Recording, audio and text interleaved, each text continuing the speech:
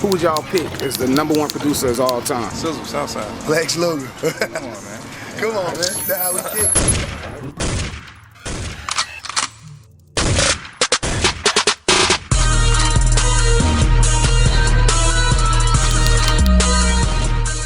In 2008, Joshua, also known as Southside, is in Atlanta, Georgia making beats for the last couple years.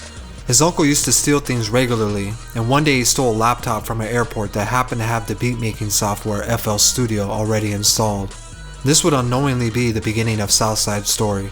Joshua's uncle told him to play around with it and make beats, giving him the computer. I was like, learn how to make beats. I just know how to do that shit. With a few years' experience, he was beginning to make beats for local rappers. Working in different studios, he eventually met a rapper named Woody Kid, who was part of Gucci Mane's Brick Squad monopoly. At the time, Gucci Mane had a manager named Deborah, and Deborah's sons liked to hang out in the studio with Southside, smoking, drinking, and kicking shit. One day, Joaquin told Southside to give him a pack of beats and he'd try to get Gucci Mane to listen to him. Southside gave him 10 beats hoping for a Gucci Mane placement. Unfortunately, after a few weeks, Gucci never hopped on any. Joaquin, who was inspired by just being in the studio all the time, said fuck it, I'm gonna try to rap too.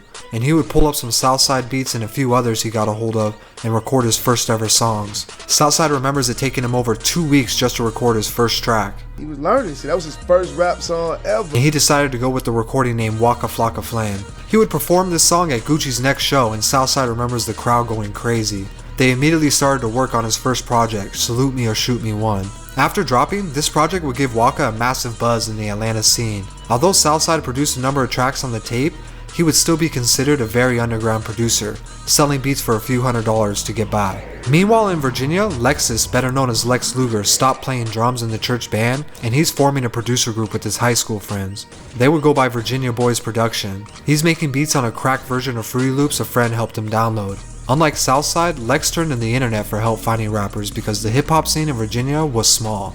In his own words, he was dead broke with his second kid on the way. He would reach out to up-and-coming rappers on MySpace and emailing his beats to artists, just trying to get his beats heard.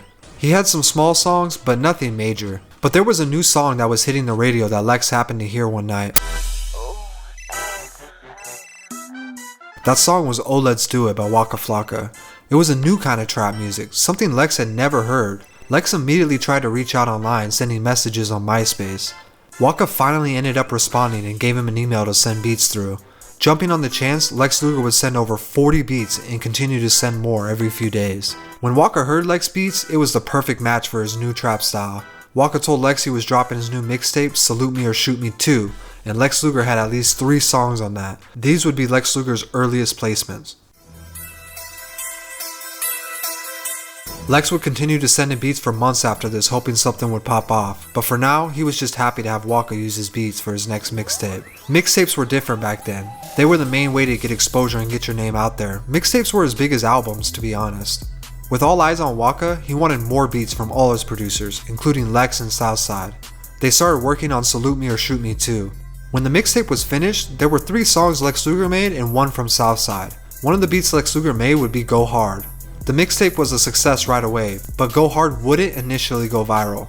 Waka saw the opportunity to bring Lex Luger over from Virginia to Atlanta to meet and work together. He offered to fly Lex out to Atlanta to work on his first album after signing to Gucci Mane's Brick Squad, as well as meet his other producer, Southside. Lex packed his bags and decided he was going to take a trip and work out there for at least a week. He would meet Southside, Waka, Waka's mom Deborah. It's my brother, bro. He's cool.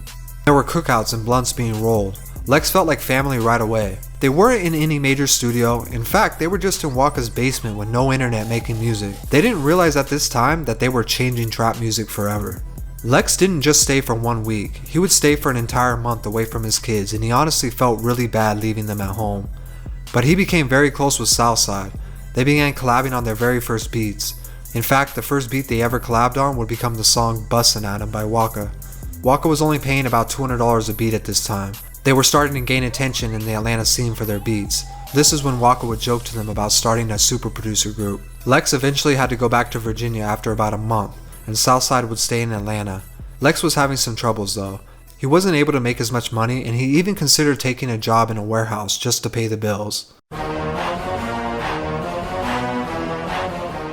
In 2010, Waka Flocka released his debut album, Flocka, most of which were Lex Luger beats and some Southside beats as well. The second song on the album was Go Hard, the same song from the mixtape. By this time around, the radios caught wind of the song and it would go viral. This would be the first time most of the world outside of Atlanta would hear Waka Flocka and Lex Luger. He went from being broke to having big name managers calling him for beats. It was a hit, everyone wanted to do a verse on that beat. People like Rick Ross and Tyga couldn't resist hopping on the track for a remix. In fact, Rick Ross personally asked for beats. Lex was buying new studio equipment with his new money, making 15 beats a day. One of the beats Rick Ross really fucked with would turn into the song BMF. And now Lex Luger would have 2 back-to-back hits, gaining over 100,000 followers in a short period of time, which is a lot in 2010. Lex Luger would relocate to Atlanta with the whole wave behind him. He continued to work with Waka and Southside there. He was rising quick this year, and finally he was getting paid to take care of his family. It's funny, he would walk around with at least 15,000 cash on to remind himself how great this shit felt. Now Southside wasn't just waiting on the side this entire time. He was taking note of what Lex Luger was doing and took huge inspiration seeing Lex have that much money on him. Lex come in the house with like 15,000 on him. Seeing Lex do that honestly made Southside go harder, getting better and making more beats. He realized it was really possible. If Lex did it, he could do it too. He could have 15,000 cash. Southside and Lex weren't in Atlanta for long when Lex Luger got a call about working in New York, making some big work happen. It was a long conversation, but after 2 hours on the phone, Kanye West would say who he was. Lex Luger jumped on the opportunity. He flew to New York where Kanye West had a studio ready for him downstairs, while Kanye would be recording to the beats upstairs. Jay-Z and Beyonce were there as well the first night. By the time Lex Luger was finishing with a beat, he would go upstairs and Kanye West had already finished recording a verse. He remembers Jay-Z telling him, "You know you made it when you got Beyonce bopping her head to your beats." He didn't know if he should shake her hand or hug her in front of Jay-Z. Seeing the opportunity, Lex invited Southside to come out and work with him in New York since he had his own setup. Southside went over and decided to work with Lex and be around the energy. While Lex Luger was co-producing a beat for which would become Kanye and Beyonce's See Me Now, Kanye's manager turned to Southside and asked him if he made beats too. Southside replied, "Yeah," and Kanye's manager would tell him, "Well then you might as well give me some beats, maybe I can get you a placement or something you won't believe." When Kanye heard Southside's beats, he told him, "Get me the instrumental, so I can do what I do to this." This would become the song Illest Motherfucker Alive, which featured Jay-Z. Lex Luger and Southside are now the hottest new producers in the game. They were living in Atlanta at Waka Flocka's mansion, which he had just bought from Gucci Mane. There were other producers that lived there as well, like TM88 and London on the Track, way before they were anybody's. They started to seriously talk about forming a super producer group, just like Waka had made jokes about years before. They had the names and recognition to back it up now. This would be the start of 808 Mafia. Lex Luger wasn't completely on board from the start though. He didn't like the Mafia part of the name and didn't want to be branded with it. So even though he decided shortly after to do his own thing and not be a part of it, he would still work and produce with them all the time. From 2011 to 2014, Lex Luger and 808 Mafia dominated the trap scene. Every producer had an 808 Mafia or a Lex Luger drum kit on their computer. Southside would take charge of leading 808 Mafia, recruiting new members all the time. Most notably, TM88, Tarantino, Trey Pounds, and Fuse.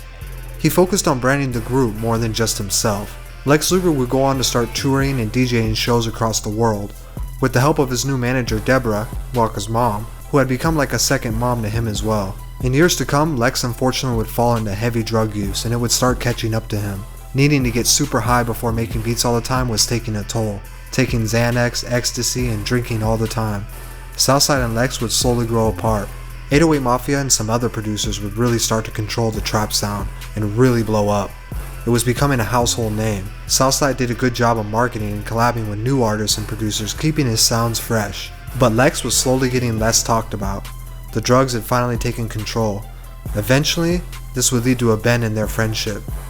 In 2017, Lex would go online while intoxicated and diss all his old friends, coming at Southside claiming he stole his sound, as well as dissing other producers like Metro. He even came for Waka's mom, saying she was stealing money from him, which would affect his friendship with Waka now too.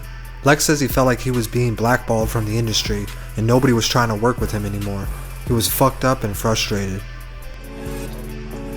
About a year later, after spending some time to sober up, Lex would come out privately and mend most of his broken relationships. After apologizing and explaining what he was going through, his relationships with Southside, Waka, and Deborah got better again. Other artists who he felt blackballed him would come out and tell him they just felt like they couldn't fuck with him while he was going through all that. As of 2020, Southside and Lex are on good terms again, but I don't know if things will ever fully be the same. Lex is hoping to make a much needed comeback, and Southside is still running 808 Mafia to this day. Thank you for watching. If you enjoyed this content, consider liking and subscribing.